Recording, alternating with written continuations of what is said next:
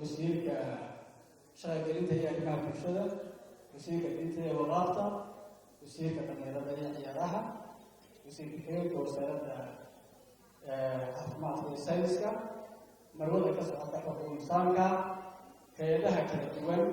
ee hawshan wax ka qabta iyo howlaha kaleba, dhammaanba bulshada halkan isugu timi, dhibanayaasha faraha badan ee halkan fadhiya, saxaafadda, dhammaantood waxaan leeyahay assalaamu calaykum waraxmatullaahi wabarakaatu. waxaan leeyahay mawduucani mar waxay nagaga filan dhibaatada uu leeyahay labadii hablood ee halkan ka hadlaya suugaanta ku cabiray, inkastoo aan u malaynayo goor dambaan iyo dad badan oo muhiimkiin ay iga horreeyeen intii aan soo gaadhay un baan ka hadlaya, way nagaga filan yihiin labadii hablood ee suugaanteenna ku cabiray dhibaatada jirta. waxa uu inoo haray sidii aynu hawsha isaga kaashan lahayn ee wax uga qaban lahayn. shareecada islaamku wixii ay ka qabto wasiirkii diinta iyo awqaafta oo jooga sheekh khaliil oo ka warrami doona, waxaan keliya ka odhanaya xadiis baa jira nabigeena calayhi salaatu wasalaam uu ku xarimay xoolaha in la jeexjeexo dhegahooda iyo calaamada lagu sameeyo. dadka reer miyiga baa garanaya intiina reer magaalka malaan aad u garanaysaana xoolaha calaamad baa lagu sameeyaa si aad xoolaha kale uga garato.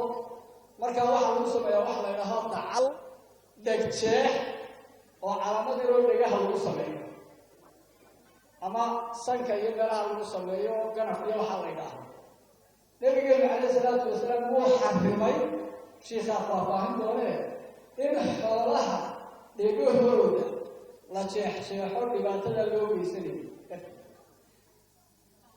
miyaynaan inagu markaa inagoo bini aadan oo muslim ah oo insaan ah inaynu hablihii aynu dhallay jeexjeexno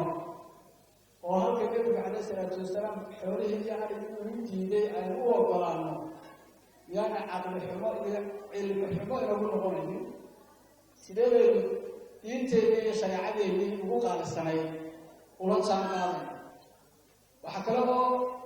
aan aada iyo aad runtii isu weydiiya hooyooyinka halistaa iyo hawshaa soo maray ee haddana hadlahooda ku samaynaya, iyaduna runtii waa wax la isweydiiyo oo aada iyo aada u yaab badan. hooyadu haddii ay dareentay xanuunka iyo dhibaatada jirta,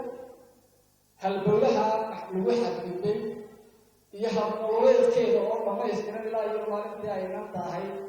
ilaa maalintay aqal gashay, ilaa maalintay u wardalaysay dhibaatada ayay garanayso. sabab ay inanteeda ay dhashay uga qayb noqoto hadday hooyada tahay ama ayaya tahay, waa inaynu horta isweydiino. habluhu waa inay ka waandoobaan kow iyaga ka. laba waxa weeyaan waxani waa taariikh guud ah oo dhaqan xumo ah, caadada xunna waa laga guura. waxa weeyaan inagu waxyaaba runtii aynaan ku wanaagsanayn baynu leenahay oo ay ka mid tahay maahmaaha iyo caadooyinka qaarkood. waxaan idhahnaa caado la gooyaa cadho allay leedahay, caado la gooyaa cadho alla ma lahae cadho alla waxa leh, waxaan ilahayd halli ka ahayn oo caado laga dhigto. waxaynu idhaahnaa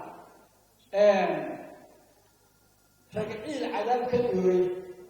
waa wax gaalnimo ku dhowey inaad xalaalaysato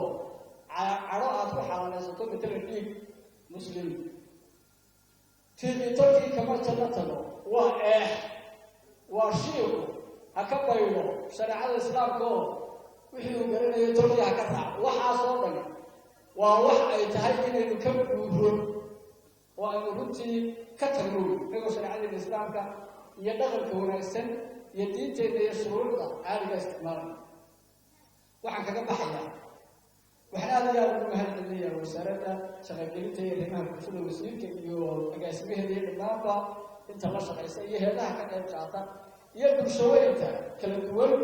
ee waxawaya ka damqatay arrintan iyo siday uga howlgalaan. waxaana aaminsanahay sidaan statiska ku arkayey meelaha qaarkood inuu hoos u dhacay iminka oo aanu halkii uu joogin,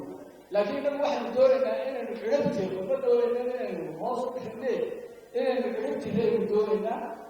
annagana waxa weeyaan runtii waa cudur ama waa dhibaato aan cid ku koobnayn ee inteedna ninka halka joogta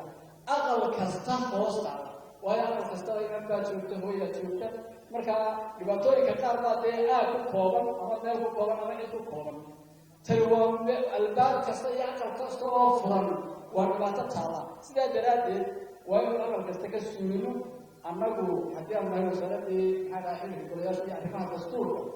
oo shuruucdana aanu mas-uul ka nahay oo hay-adihii shuruucdana qaarkood lagu soo wareejiyey kuwii maxaa dhahay dib u eegidda sharciga iyo dib u habaynta ilaahayna uu iga dhigay dad muslima hoosna uu waajibna saaray kaba sii weyn waxaan mar walba si xagarlaan uga qayb qaadanayna horena uga qayb qaadanay wixii lagu dabarjarayo